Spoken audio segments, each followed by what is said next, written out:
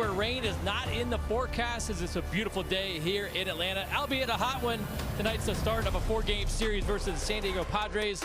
These two teams met a month ago in San Diego, with Padres taking all 3 games, 2 of them of the one-run variety. Braves offense is in much better shape heading into this series, as they've been a top 3 offense in the month of July. Welcome to our set outside in the Battery. Nick Green alongside Peter Moylan. Peter, the offense is in much better shape in this series, going into this series. Against the Padres out in San Diego, the Braves hit 204 with only 6 extra base hits. I feel like it's going to be a different outcome based off the fact the offense is swinging the bat so well. It's been a bit of a wild start to the second half of the season all across Major League Baseball. Tons of runs being scored, and it's no difference here. Obviously, the Braves offense have hit their stride straight out of the break. Maybe a little bit of rest and recuperation that they needed over the All-Star break, but they've come back and they've been firing on all cylinders. This is a tough Padres team. They've come off a big day yesterday. They're obviously trying to make some waves in their division, but they've got the roster that's pretty dangerous when you look up and down on paper. But I think you're right. I think we're trending in the right way, and I think this offense will carry us over the next 4 days. All right, so the trade deadline's about 2 weeks away. Actually, Crazy. it is 2 weeks away from today. Less than. I think it's 2 weeks. 6 p.m. Monday. Isn't today Today's Monday? Tuesday. Today's Monday. Today's Tuesday. Today's Monday. Today's Monday. It's Monday, Monday. July 20th. All So right. it's 2 weeks away, Anyway, guys, for those playing home. Set your alarms. The fact is, you can start talking about the standings now. You can take a look at them. So let's take a look at the NL East standings first, Peter. The Braves 57-41. They have a 3-game lead over the Phillies, who have cooled down a little bit. The Marlins have cooled off as well. They've lost 6 in a row, if I'm not mistaken. But they still are 52-48, 6 games back. And you see the Nationals, they're pesky, still sitting at 500. So the Braves do have that 3-game cushion over the Phillies. As far as the Padres on the NL West side, I don't think they're catching the Dodgers. The Diamondbacks are not catching them either. The Dodgers just keep on winning. It's absolutely crazy. Yeah. But the Padres are 49-50, so they're 1 game under 500, but they're not out of the race. And that's a big part of the equation with all of these teams around Major League Baseball, especially in the American League. But at the National League side, there are plenty of teams involved in that wild card race as well. The Cardinals and Marlins there, with the Pirates all sitting in towards that 3rd spot for a wild card berth. And then you look at the Padres, still only 2.5 back, even though they're 1 game under 500. It's kind of wild to see them that far back. I thought they actually looked pretty good a month ago when they were in San Diego with the Braves. Yeah. But the team, like you said, on paper, the team is really good. Have they been inconsistent? They've been highly inconsistent. A bunch of losing streaks, a bunch of 4-game losing streaks. They had a 7-game mixed in there as well, but does not mean the team is not a good offensive team. Yesterday in Kansas City, it was an absolute blowout for the Padres. Peter, was a 19-2 victory for San Diego. And it was only 8-2 going into the 8th inning. They ended up scoring 11 runs in the 8th and 9th and 6 off a position player in that 9th inning. But a couple of guys had big days. Tatis, Jackson Merrill, Ty France, 4, 4, and 5 RBIs each respectively. So, yeah, just a big day for them. Hopefully they got it all out of their system. We said that yesterday, but I really do hope that they're able to get it all out of their system. And whatever we do, we've got to keep the ball off Machado's barrel. He's had a lot of success against the Bravos in his career, that's for sure. Yeah, he has. And by the way, the Padres put a 6th spot on a position player yesterday as well. So we've seen that here with the Braves, but you put 19 runs on the board, you swung the bats pretty well with 19 hits. So the Padres do have some firepower, even though it's been a little bit inconsistent. Been better in the month of July, but Peter has not been nearly as good as what the Braves have done. Their top 3 offense in the month of July. Take a look at these numbers. Our Toyota Inside Look. Almost 6.5 runs per game. The OPS over 820. The slugs there, 27 home runs, a pretty big number for the Bravos, considering they had 19 home runs in the month of June. The 58 extra base hits, 8 more than they had in the month of June, and they've been hitting with runners in scoring position as well. Last series against the Rangers, 29 runs, 42 hits, 9 homers for the Bravos. And led by Drake Baldwin, obviously, but there was a number of guys that had big series. Matty O, Michael Harris, and especially Austin Riley. Austin Riley had himself a very nice week. When you go back and look at the numbers, Nicky, July's been pretty good for him. So July, we can forget about June as an offense. We can forget about June as a team. We can probably forget about June altogether. I hope so. And just move forward. And I think we're seeing more of what we can expect from this Braves offense moving forward. You know, when I'm looking at that Rangers series, I'm looking at whether or not they hit good pitching, and they did hit good pitching. Now, you saw Austin Riley in Game 1 hit a home run off a position player, but at the same time, you're looking at Nate Eovaldi, Mackenzie Gore. Those are really good pitchers, and the Braves have done a nice job against pretty good pitching recently in the month of July. So that gives me hope for this offense. I know you look at the month of June, it's a lot of games. There's actually 23 games in the month of June where they really, really struggled. But this, what we've seen in July, what we saw in that Rangers series, is what you want to see out of this Braves club. And it's more than just the home run ball. Obviously, it's exciting to see the home run ball come back, but the way they were able to manufacture runs throughout the whole series as well, taking their singles when they need to. I keep mentioning this, but 2 strike, 2 out hits, they're just crushing for the opposition, and they did plenty of that against the Rangers this last week. Yeah, speaking of being back, who's that? Drake Baldwin is back. He's back in a big way. Had an absolutely monster series against the Texas Rangers with 10 hits. We heard about the hit tool from the minute he got into the organization, but I don't know if I was expecting the quality of hit tool that we've seen from Drake. There was some struggles, obviously, for a couple of weeks, but the fact that he's come back and that series is going to turn not just your season around, but, I mean, the whole season for the Bravos around with the way that he's swinging, and the fact that he's in that leadoff spot until Ronald gets back, he's certainly not, it's not like he's just a placeholder at this point. Yeah, and, you know, you think about the offseason, too, the Braves, they didn't want to get a DH-specific type of guy because this guy needs a DH some too. You can't catch him every single day, but his bat has to be in the lineup, and that's the bottom line. That offensive potential at the top of the order is huge for Drake Baldwin. By the way, named NL Player of the Week this week, and that is certainly deserving. I like the comments that he made last night after the game as well, Peter. He struggled for a little bit of time for the first time at the big league level, has to fight through that. He's back on track. Take a listen. This is our Chevrolet interview. Yeah, I mean, when you're in those stretches, it feels like it's impossible to get out of. But, I mean, the people around me just kind of being like, keep pushing, keep trusting what you're doing, keep trusting your routines, and you'll kind of get back into the flow of things and the big leagues, like seeing big league pitching and all that stuff. So, I mean, a ton of credit goes to the people around me just kind of keeping me on the right track. And, I mean, kind of the first time had to experience something like that, so definitely more of a learning thing than anything.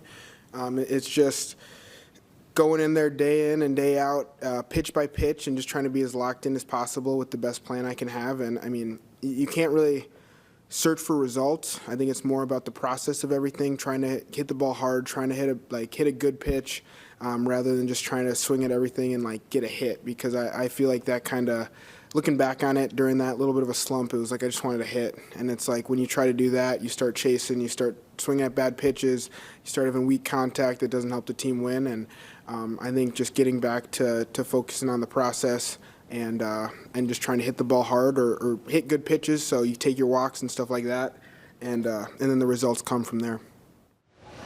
Well, Peter, that's a pretty big learning experience, and you're going to go through this no matter who you are at the big league level. It's a very tough game. We know that. Drake Baldwin is very talented, but going through this little 16-game stretch, I think is going to be important for the future of him as well. You don't know what you don't know, and if you haven't struggled before, you don't know how to get your way out of it. And Drake had to struggle for the first time. He did, and it took him 2 weeks to be able to get comfortable, but the fact that he's as comfortable as he is now, and he's just got right back to where he was right before he got hurt. So I think this is the end of the struggles for him. Well, I'll tell you one thing. He's never not going to know how to hit.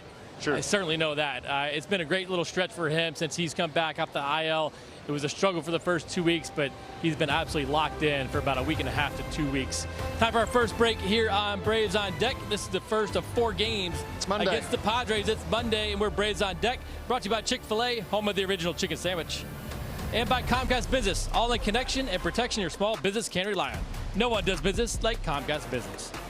We're going to talk some Austin Riley next. Stay tuned. Braves on Deck is brought to you by your local Ford dealer. Well, the Braves offense had a nice little series against the Rangers. They've been trending in the right direction since the start of July. One of the main pieces in that lineup that's trending upward is third baseman Austin Riley, who's coming off a really nice series against the Texas Rangers to start the second half of the season. 6 for 12 on the series. Yesterday, 3 for 4 with a couple of home runs. Home runs number 11 and 12 for him in the series finale. The Braves need that trend to continue as Austin Riley has moved up in the lineup today and hitting 4th for the first time since May 18th. And for more on Austin, Let's bring in Wiley Ballard. Wiley, what do you have for us today? Well, Greeny, you guys just saw in the highlights, right? Austin's been talking for a while about feeling like he's not capitalizing enough on pitchers' mistakes. And yesterday we saw him crush that hanging breaking ball into the Hank Aaron Terrace, and then that middle fastball ended up beyond the center field wall. And again, for Austin, so much focus has been on his lack of production, and he's been real honest about it. It's not been his standard either.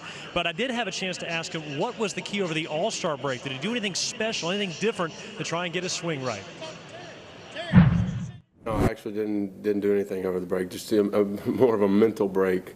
The first half, it beat me up pretty good. Just a clear mind. Working on a few things. Lower half and just it's not one thing. It's a combination of things that we've been working on all season and building the muscle memory of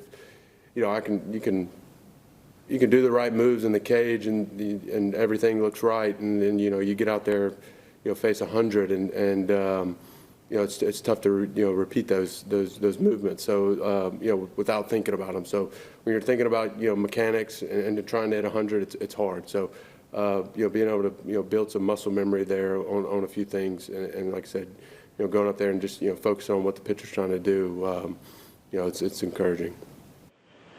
And both of you guys have experienced the pressure cooker that is Major League Baseball, and sometimes you just got to find a way to relieve that pressure. And for Austin, it was all about being a good dad for a few days, put baseball in perspective. And guys, it's a funny game. Sometimes the harder you try, the more you struggle. And if you're able to let your foot off the gas a little bit, it could turn things around. Yeah, Wiley, that happens a lot in this game. We certainly know that. Thanks for your time. We appreciate the report.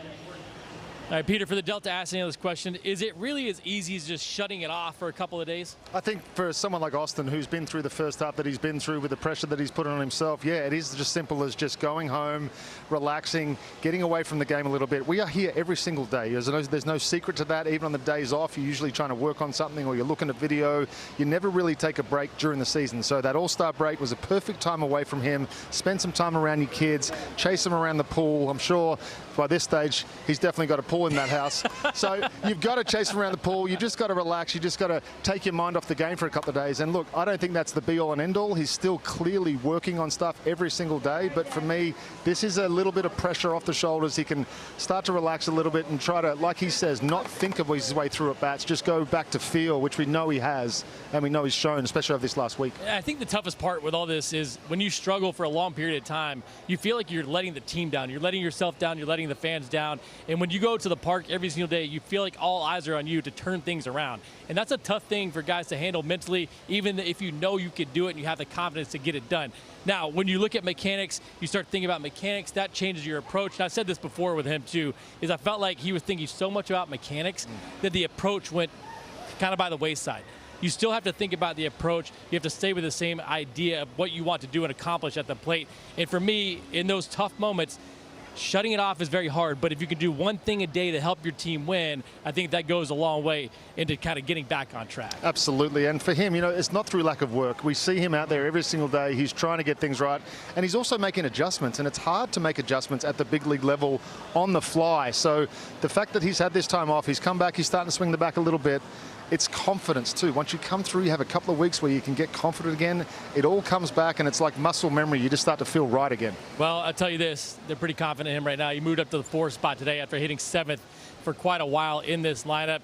If the Braves are going to be as good as they need to be, Austin Riley should be in the middle of that lineup as he is today. We're going to get some lineups next, tell you who's in there and who's not. This is Braves on Deck on Braves Vision.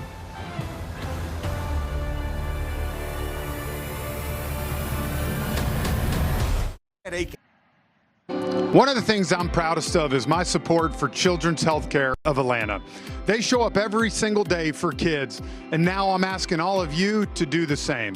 Go to choa.org/bravekids and purchase a signed Braves baseball and make a difference in the life of a kid today. We want to remind you guys that you can purchase a mystery autographed Braves baseball signed by a current or former player today at choa.org/bravekids. Players could be Ronald Acuña Jr., Michael Harris II, Drake Baldwin, Ozzie Albies, John Smoltz, Jeff Francoeur, and so many more. Make sure you purchase your ball today or donate one to a deserving patient. Scan the QR code on the screen to get your autographed baseball. Well, this is the first of 4 against the Padres here at Truist Park. Atlanta's coming off a monster series against the Rangers from the offensive side. This is what Walt Weiss puts out there for Game 1. Our Comcast Business batting order. No one does business like Comcast Business. Drake Baldwin DHing leading off. Albies and Olsen 2 and 3. Austin Riley moves up to the 4th spot. Michael Harris behind him. Dubon in the 6th spot. 7, 8, 9. Bart Jarvis and Eli White for Walt Weiss. As far as this lineup is concerned, Peter, the bottom has done a really nice job of feeding the top. And a lot of that starts with Jim Jarvis. It does, and look, the last 3 games, we've seen it a lot. Any kind of production you get from that bottom of the lineup, it really, really helps the top, obviously. I like the fact that Jim Jarvis is in there again against another lefty. I think the more playing time he gets, the more comfortable he gets at the plate, the better off he's going to be, because defensively he's a little wizard. Yeah, he's been great, and you think about the left-handed starters. He faced Mackenzie Gore the other day. JP Sears, a little bit different pitcher than Mackenzie Gore, but he's showing the fact that he can put up a pretty good at-bat, has a little bit of pop as well. We haven't seen a stolen base, so I want to see that today. For Craig Stammen, it'll be Tatis, Merrill, Machado at the top, France, Sheets, Bogarts in the middle, Cronenworth, Fermin, and Song at the bottom. You look at Fernando Tatis at the top, Peter, the averages aren't very good for this lineup other than Ty France and Tatis. Tatis has kind of been under the radar a little bit. A lot of hits, just not a lot of power. He seems to be smoking the ball over the place, but just not able to lift. We saw him had a good series against the Bravos in San Diego. He's a dangerous player. He got a lot of money for a reason. He can be dangerous in that lineup, especially in the leadoff spot. Think about Ronald Acuna Jr. and the impact that he can make. Tatis is a similar kind of player. Yeah, he's got 25 stolen bases too, so it's not all about just the base hits. He can turn a single into a double pretty quick, although he does have 7 homers on the year, has plenty of power, so if you get something up in the air, he can hit it out. He's had a slow start, but he's come on pretty strong as of late. It's time for our last break here on Braves on Deck. First pitch about 23 minutes away in Game 1 of this series. We're going to talk the pitching matchup when we come back, and also get keys to the game.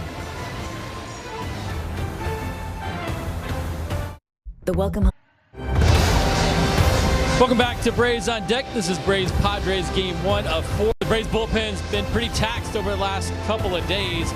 The workload's been heavy. It's going to be up to Bryce Elder today to give them some relief. This is our John Fuentes Associates, a strong arm pitching matchup.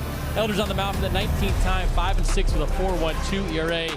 4 starts for JP Sears, 2-2 with a 5.03 ERA for him. As far as Elder's concerned, Peter, you've got to find a way to get him back on track. These last 4 games, 22 earned runs in 18 innings. The home run ball has been a pretty big deal too. And I went and looked at the numbers to try to see if there was anything that stood out, and there really hasn't. So that tells me that the stuff is still there. It's something mechanical that he's having to find and make an adjustment with, but the body of work is there. The stuff is still moving the way it's supposed to be. I just need him to find something that he can go to with some confidence during this outing to get some outs and get deep in this ball game. All right, so that's going to lead to our 4th key to the game, Peter. The Braves need a W in Game 1 of the 4-game set. What do you have today? We talk about Bryson having a 5-pitch mix. Today, I'd just like him to find 3 pitches, a 3-pitch mix that he's confident with, that he can use throughout the whole game. Sometimes when he struggles, it's usually 1 or 2 pitches that leave him and he's not able to locate with those. If you have that 3-pitch mix, whether it's a sinker, slider, cutter, find 3 pitches you can go to today with confidence and we'll be fine. All right, I need to limit the free passes too. The Braves had 17 walks in the 3-game series against the Padres. 10 in the last 2 games, Peter. That 5 of those scored, so that's gonna be a big deal today. It's gonna be Brandon, CJ, and Wiley on the call. We'll see you guys again here shortly. Thanks for hanging out with us.